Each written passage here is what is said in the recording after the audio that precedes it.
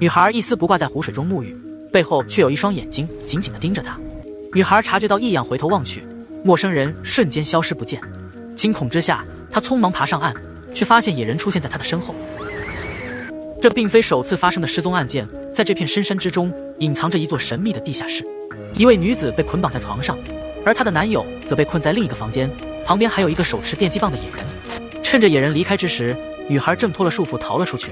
她透过门缝看到了被捆绑的男友，房间里传来磨刀的声音。为了保全性命，她不得不舍弃男友独自逃离。可她不慎踩到木板发出声响，被野人听见。她开始向森林中疯狂奔跑，野人紧随其后。她被逼至悬崖边缘，此时已无路可退。野人拿出武器出现在她的身后。女孩明白若被抓住会面临何种命运，于是毅然决然地纵身跃下悬崖。另一边，